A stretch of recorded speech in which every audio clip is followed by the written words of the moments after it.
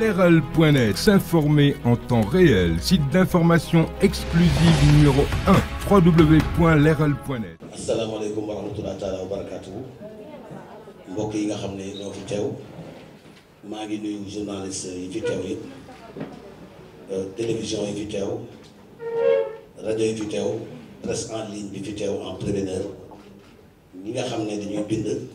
te duñ leen gis di journaliste presse écrite ak ñi nekk ci téléphone yi di presse journaliste en ligne ak ñi ne fàng ci télé yi ñoom ñëpp maa ngi leen di nuyu kenn ku nekk sa tur ak sa sant di jégalu ci tardé bi nga xam ne nekkul suñu coobare di leen gërëm tamit ci wuyu bi nga xam ne wuyu si ngeen ñu ko ma leen di nuyu di leen sant une fois encore waaye di delluwaat di présenter sama bopp du ma ne dama koy def ngir xamante sama diggante ak yéen ndax ñi may jàkkaarloo ay Sénégal lañu waaye fàttali dafa baax Kouthia la ñëpp a xam muy Noor Sène waaye Samba Sine mooy tur bi ñu tufli sama nopp ma nekk koo xam ne di doomu Sénégal lu mot ñaar fukki at ma topp di bëggal Sénégalais yi ci lii nga xam ne moom la ma yàlla may ma tàggat sama bopp def ko muy métier ndax yàlla mun na laa may dara te doo ko tàggat pour def ci métier man nag ma jël li ma yàlla may tàggat ko mu nekk métier boobu ma ciy bëggal Sénégalais yi lu mot ñaar fukki at ci carrière am na génération boo xam ne maa ngi ñoom ñoo màggandoo am na ñoo xam ne dañoo juddu fekk Kouthia ba màgg nekk ñoo xam ne dañuy toog di waxtaan ak Kouthia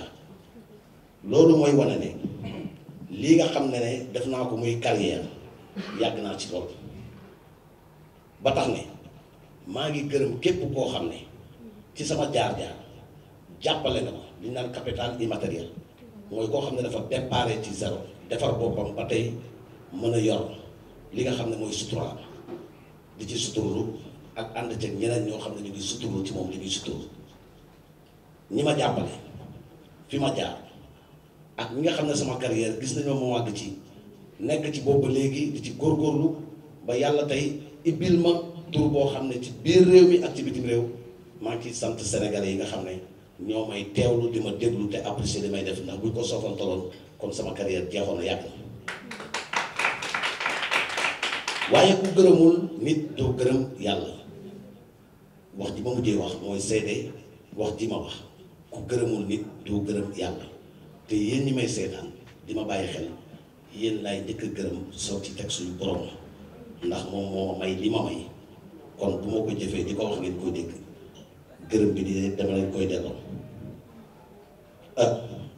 je suis fier nag nekk sénégalais fier d'être africain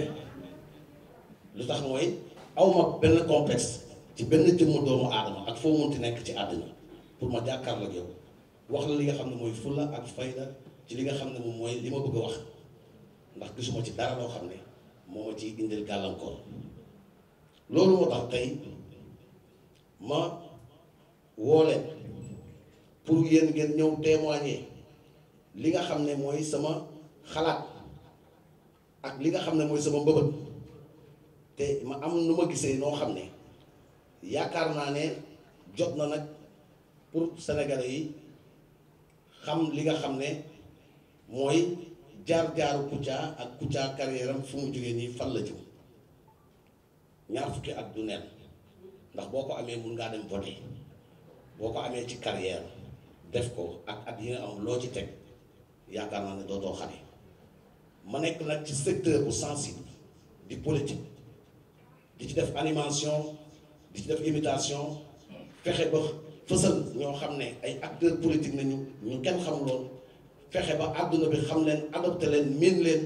yokkal leen loo xam ne amuñu ko woon kon dafa jot nag tey man ma taxaw xool ñi nga xam ne jot naa leen defar wara ma bokk ci ñi nga xam ne ñoo leen defar wara ma bokk ci ñi nga xam ne ñoo leen corriger ba ku leen gis mën am cofeel ci ñoom man nag ma taxaw nag benn temps soufflé xoolaat sama liggéey xoolaat fi ma jëm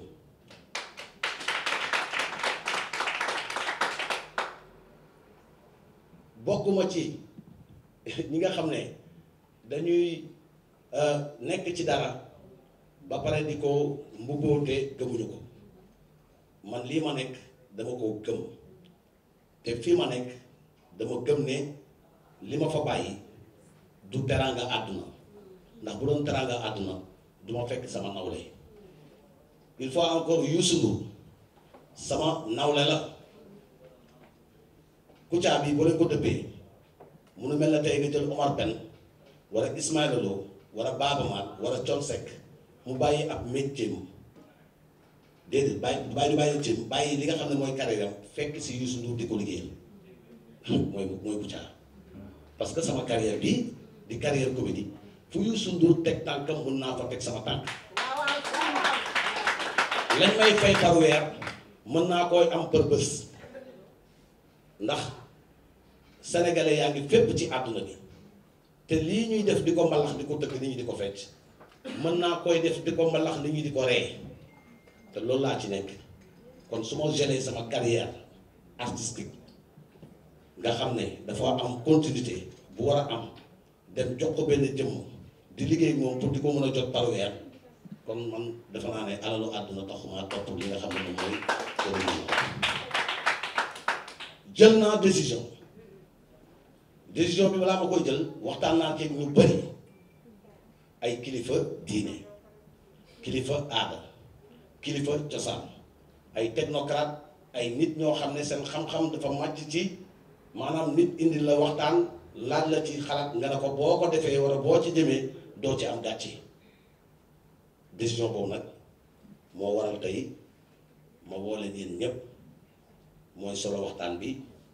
ak solo déclaration xëy na xale yi ñoom ñoo ne conférence de presse mais déclaration laa ko tuddee te dinaa ibbi après laaj yi ku nekk am looy laaj jëmale ci li nga xam ne moo tax solo waxtaan bi mbokk yi Sénégal jot na de te l'heure est sensibilité boobu nga xam ne moom moo jot nag te ñun ñii nga xam ne ñun ay doomu Sénégal lañ nekk ci réew mi juddoo ci réew mi màggee ci réew mi man taxaw naa tey fippu demb samp sama ndënd pour laaj li nga xam ne moom mooy présidence la République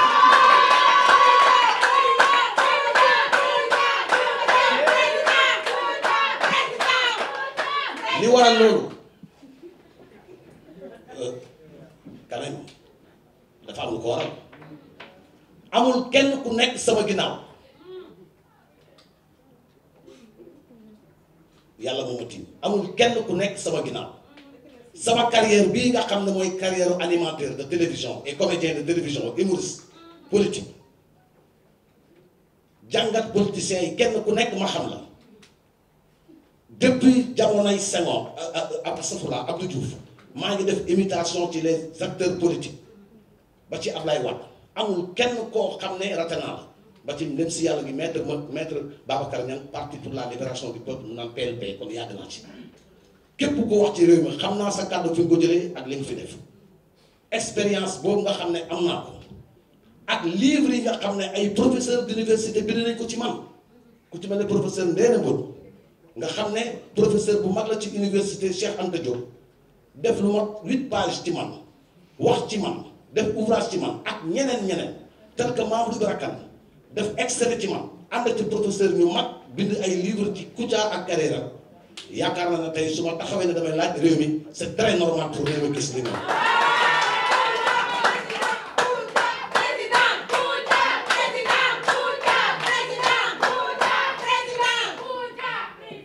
ndax Sénégal tey duñ ko bàyyi mu nekk dëkk boo xam ne fu waay jugee bàyyee ko ci benn sàq delluwaat ci beneen sàq dugaat ci beneen sàq il faut que loolu mu arrêté ñun ñi nga xam ne ñun ñooy la jeunesse nouvelle la génération nouvelle génération 70 80 90 nous disons non à ces politiciens yi nga xam ne tey dañu bëgg a jàppee kon ñoo xam ne bu élection di jege si ñu ñuy nax di ñu diri di ñu manipuler loolu il faut mu arrêté te bokk naa ci ñi nga xam ne ñoo koy arrêté.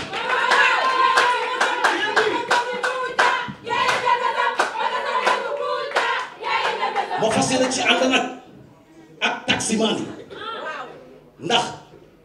réew boo koy defar dañ ciy ànd ak ñi nga xam ne ñoo am sutura du fi taxi compteur nekkee da ngay dugg lu compteur bi marqué moom ngay fay te boo lambee sa poche te la compteur marqué amoo ko police nga jëm bu ñu demee ba ñoom ñu dindi loolu di waxaale sutura kenn ëpp leen sutura moo fas yéene ci ànd ak jànq yi nga xam ne ñoo nekk ci kër yi nga xam ne bu ñu leen wanee ginnaaw dem suñu place liggéeykaay ñoom ñooy nekk di ñu sàmmal suñu njaboot ñoo ñuy sàmmal suñu kaaraange ñoom ñuy sàmmal lekk gi ñuy lekk te bu ñu neexoon def ci poson bu ñu ñëwee du ñu ñibbisi ñooñu il faut ñu jox leen seen terme ma fas ci ànd ak ñoom ànd ak marchand ambulant yi le terme marchand ambulant laa bëgg bés bu ma nekkee président de la République terme boobu kenn dootu ko utiliser ñi yore Dakar ak ñi gérer Dakar ak le gouverneur de Dakar je pense que seen politique bi ñu def ci décentralisation ak circulation bu Dakar c'est nul on peut pas laisser des marchés gars yi di encombrer marché yi te ñooñu ñu soxla ku leen localiser ci marché foire de Dakar bi nga xam ne dafa yaatu lan moo tere ñuy jël képp kuy marchand ambulant war a marchand de mbedd daje leen fa bu ñu soxlaa dara dem fa danaa ci ànd ak ñoom ndax ñoom solution la ñu bëgg waaye ñoom songuñu tëdd yi ndax nekkul seen sécurité environnement bi dañ ciy noyyi ak circulation bi ñu bloqué arrangé wu leen danaa ci ànd ak ñu bëri ñoo xam ne dama ci waxtaan ak ñoom ci cadre sportif yi dinaa ci ànd ak professeur d'université yi xam ne dañoo vexé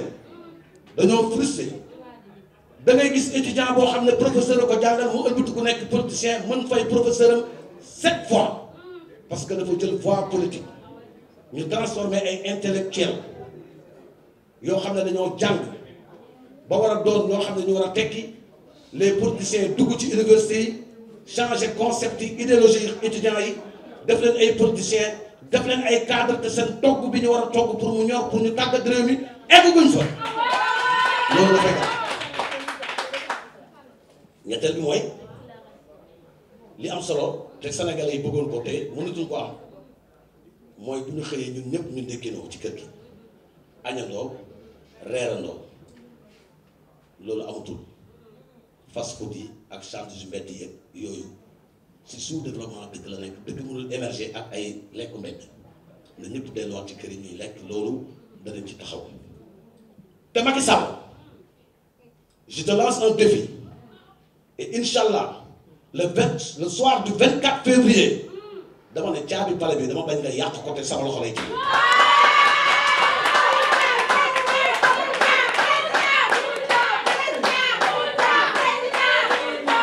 mënuma terminé te du ma remercier Léopold Sédar Senghor bi fi jaar fay na salaire yi ba jóge fii te mosuñoo toog 3 mois wala 4 mois les fonctionnaires de l'État n'ont pas perçu leur salaire Abdou Diouf la même chose Ablaye Wade la même chose Macky Sall pour l'instant mu ngi ci ndax des na ko quelques mois mu abal ma pale bi ma daa day toog li ma bëgg ngeen def ko kii wax ak yéen tey ci fii ngeen toog ci point de presse bi déclaration bi du Kouthia c'est le nom de famille Sine Samba Sine moo jàkkaarloog askan bi soxla leen mouvement bi nag taxaw mouvement fas la tudd mouvement far ak sénégalais yi far ak ñoom ci benn fànn bu positif delluwaat ñu jox ñu suñu gëdd respecté sàmm sa kàddu ndax waxet dem na ba suñu ay doom léegi boo waxee ñu ne papa mbaa waxoo waxee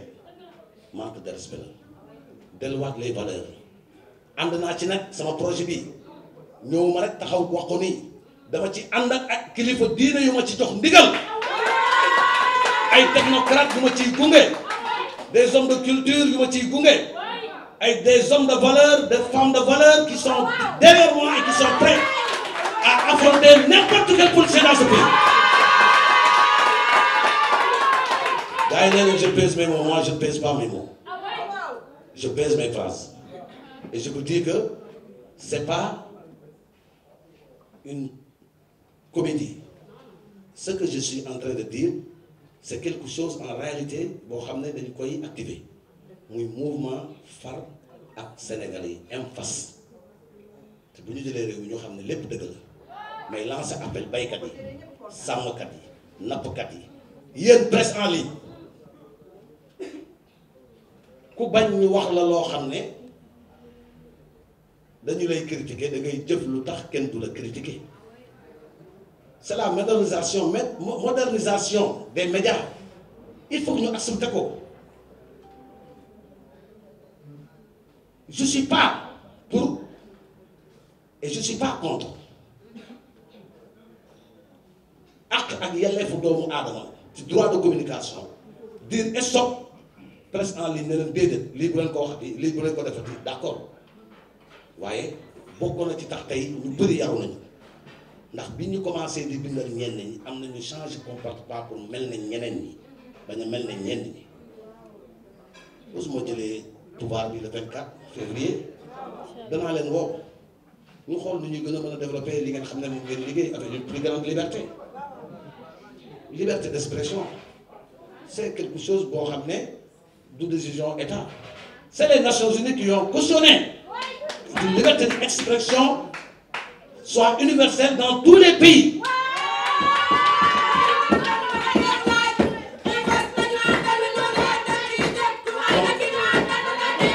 Chers Sénégalais,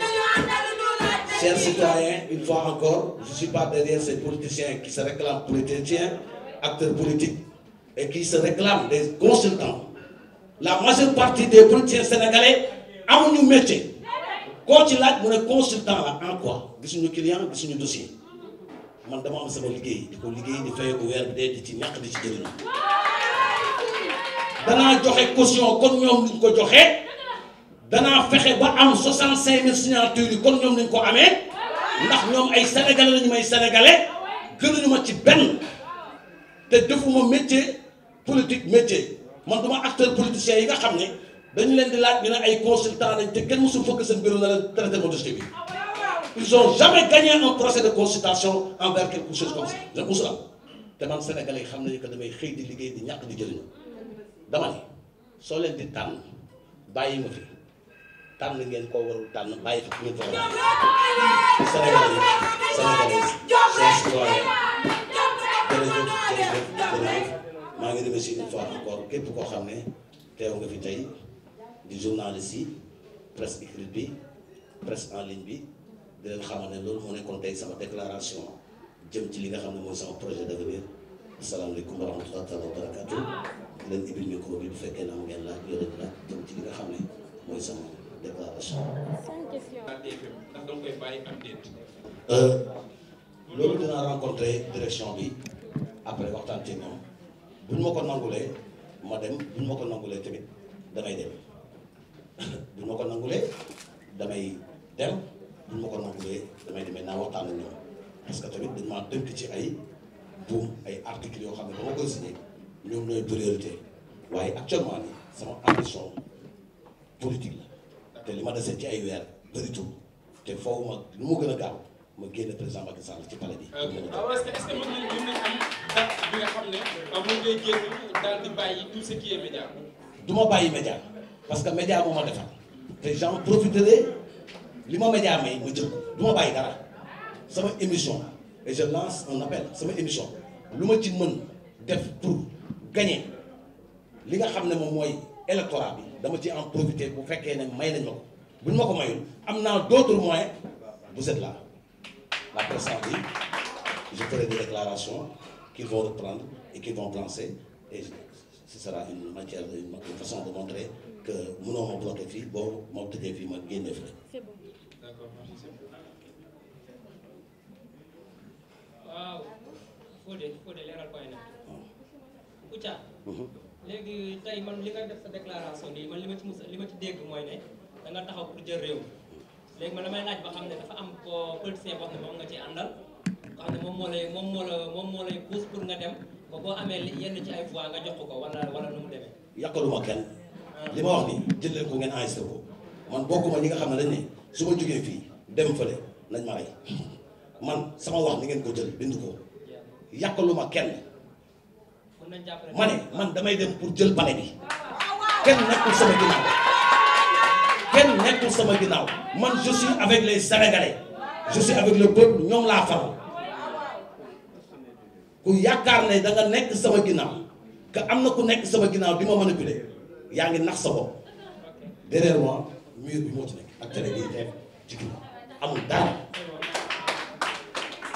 sa candidature est-ce que am ngay moyen en fait pour am atteindre son objectif pour présenter en fait parrainage moom. Deuxième bi mooy ce projet de société dégg nañ ko léegi mais dégguma nga boole ci yow sa famille comédien yi yow boo toogee tey en fait ban taxawaay ngay taxawee pour ñoom. waaw c'est juste que déclaration laa def déclaration d'engagement pour laaj réew mi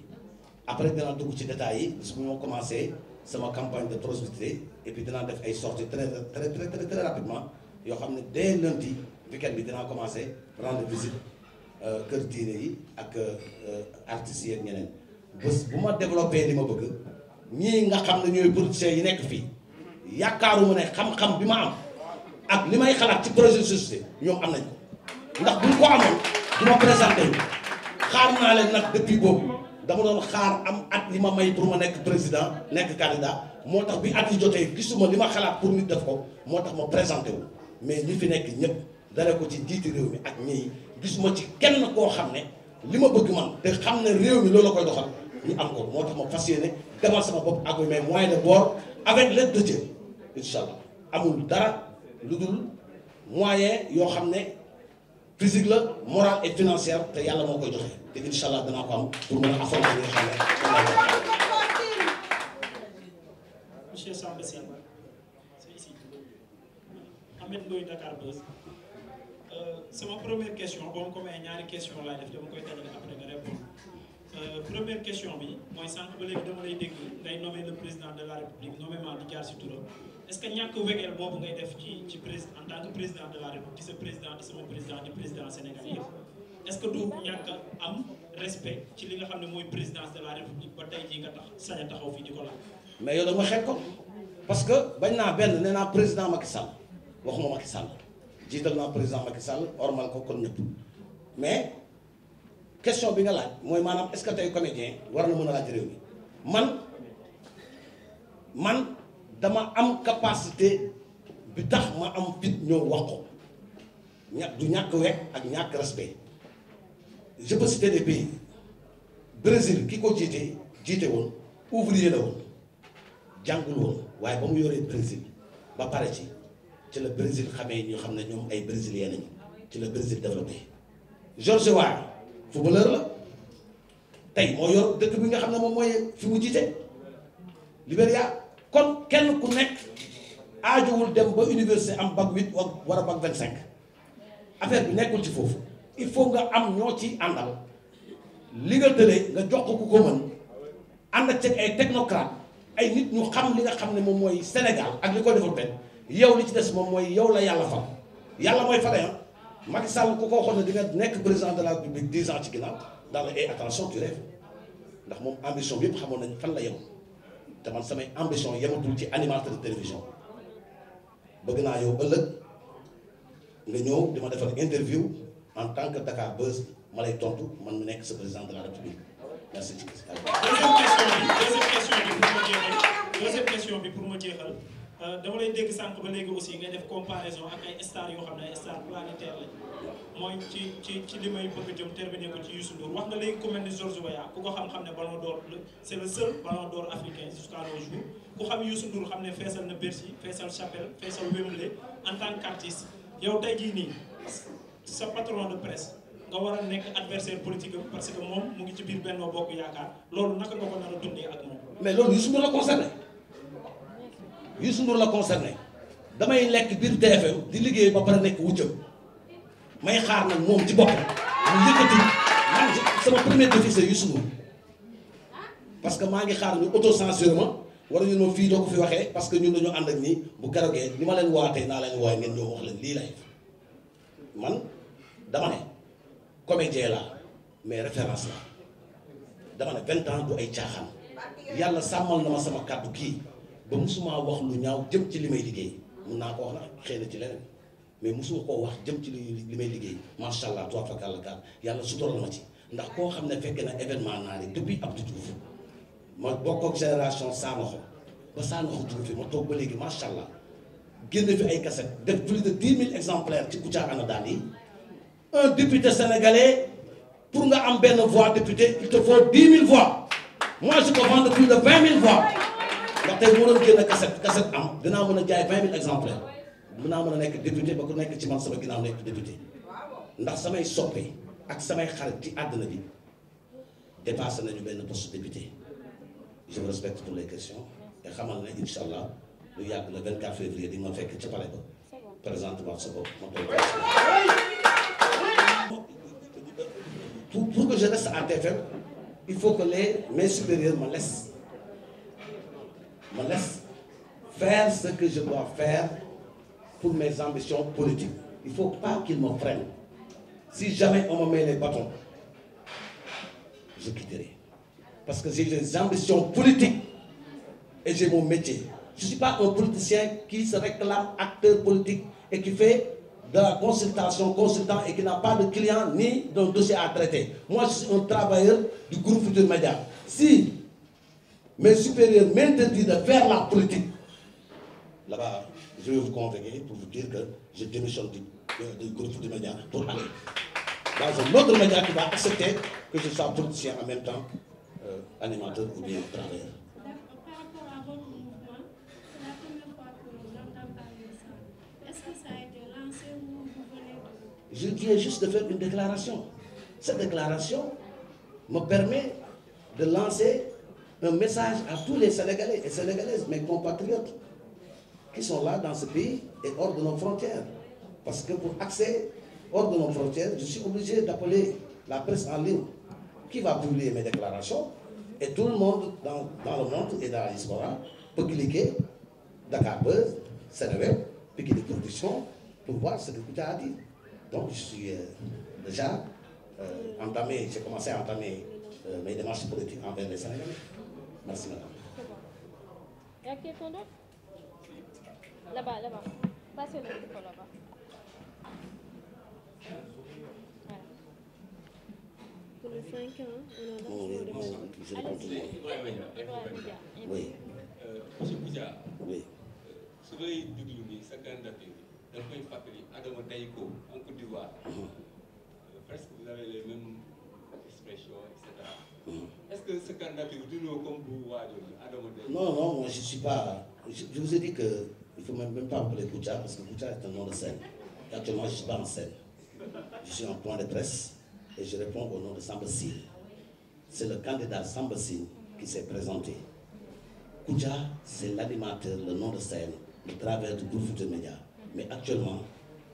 je ne suis pas dans ce groupe. Je suis à l'extérieur. Ce n'est pas Kouthia qui se présente, c'est Samba Sine, le Sénégalais, du nom Sine, S-I-N-E, qui s'est présenté sans le groupe Futurs Médias. Je suis là en tant que Samba Sine. Je ne fais pas de la comédie. Je vous respecte trop. Vous êtes des Sénégalais et je ne veux pas vous déplacer comme ça pour dire des blabla. Et avec mes déclarations, vous saurez que Kouthia a entamé quelque chose qui va aller très loin. Je ne me suis pas allé venir comme ça pour improviser comme ça. Je suis allé rendre visite des marabouts, des chefs religieux, des sportifs. J'ai eu la bénédiction de beaucoup de chefs religieux qui m'ont dit que on est derrière toi. Parce que votre projet nous intéresse. Ce n'est pas Adama Dayko, ce n'est pas Kouthia, c'est Samba Sine. Je vous respecte. Merci. Allez-y. Bonsoir. Oui. Samba Sine. Oui. Benn question dernière question li nga wax ni comédie la wala réalité bu dee réalité la fan lay jëlee question pour def sa déposer sa candidature. Mais man dama nekk ci benn groupe boo xam ne macha allah seen capital ma permet banque bu ma fëgg ne àbb ko 30 millions dañ ma koy jox ndax travailleur là je suis pas endetté au coup endetté au moins ay bor yu ma tax war ma dugg ci banque lekk fa xaalis. J'ai des amis et la loi ne m'interdit pas que des amis m'offrent de l'argent. Je ne suis pas sous une direction d'une ONG ou bien des lobbies. man sama ressource naturelle li may fay épargne boobu rek mën na maa may ma mën a poser wu candidat amul kenn ku nekk sama ginnaaw lu dul maire bi te maire bi ko sàkk yàlla la yaa ngi dégg te respect bi ma leen respecté yaakaaruma ne dama leen fi woo pour def ay comédie li ma tontoo waa ji léegi Samba Sine moo fi nekk merci dama wax di sa monsieur Sine du Kouthia dama ne li ci kanam rawul et je ferai des conférences comme tout le monde des débats comme tout le monde je vais aller voir des journalistes Pape Alé Niang des autres plateaux comme tout le monde parler des problèmes de ce pays pétrole essence gasoil les terrains tous les problèmes que les Sénégalais sont en train de mener dinaa ci bokk ci débat yooyu pour mën a conquérir les voix des Sénégalais.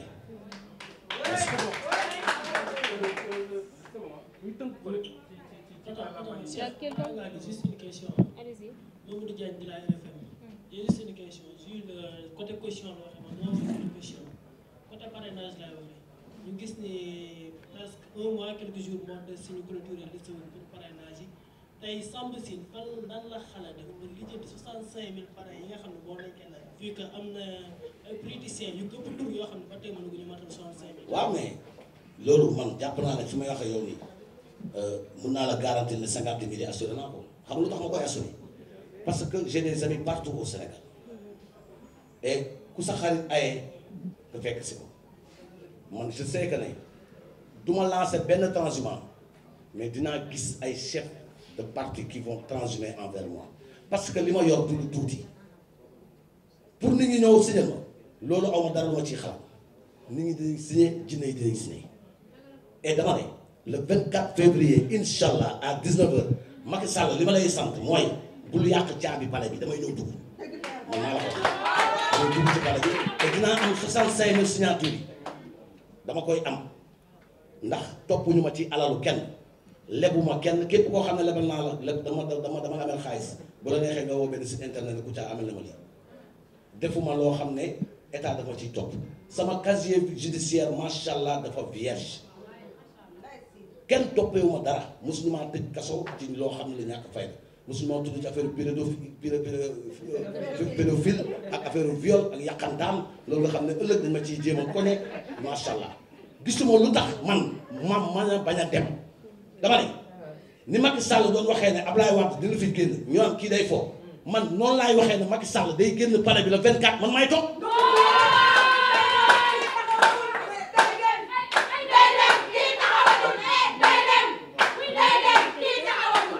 Leral.net, s'informer en temps réel, site d'information exclusive numéro 1, www.leral.net.